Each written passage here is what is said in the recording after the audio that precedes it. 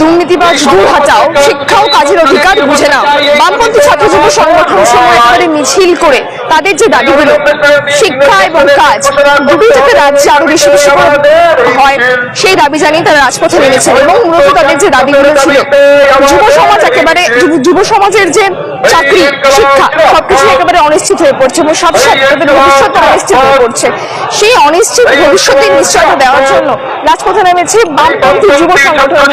কাজের কথা বলতে হবে, ওই অকাজের কথা বলে রাজনীতিকে কদর্যতায় মুড়িয়ে রাজনীতি বিমুখ করে দিয়ে মানুষকে নিজেদের আখের গুছিয়ে নেওয়া সরকারের যে মনোভাব, সেই মনোভাবে চললে চলবে না। কাজ পাওয়ার যে আশা, একটা প্রজন্মের চাকরির ভবিষ্যৎ যারা খেয়েছে তাদের এই নিয়ে কোনো কথা বলার মুখটাই নেই। কালকেও যারা এসএসসির পরীক্ষা দিতে গেছে তারা নিজেদেরকে বিশ্বাস করে এই সরকারের প্রতি যে তারা আবার চুরি করবে।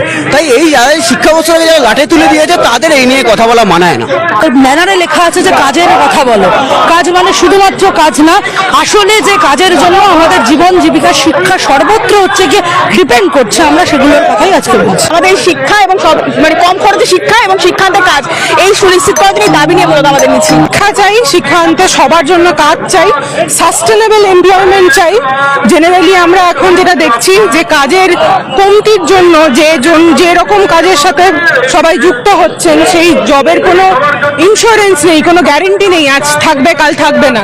তার জায়গায় সাস্টেনেবল এমপ্লয়মেন্ট চাই, যে কাজটা করতে যাচ্ছি সেই কাজটার জন্য আমি যে মানে আমার কাজ এর সাথে ইকুয়েটেড আমি ওয়েজ পাই, টাকা পাই এবং সেই কাজটার জন্য সেফটি সিকিউরিটি সবটা থাকে। আর কর্মক্ষেত্রে নিয়োগ চাই, দ্রুত নিয়োগ চাই, অবিলম্বে ক্যাম্পাসে নিরাপত্তা রক্ষার দাবিতে আমাদের লড়াই চলছে, অবিলম্বে ছাত্র সংসদ নির্বাচন চাই। এই সমস্তটাই আমাদের একদম প্রথম সারিতে, বামপন্থীরা একদম প্রথম সারি থেকে এই লড়াইগুলো মানে এই কথাগুলোকে বলে গেছে। এইগুলি আমাদের দাবি।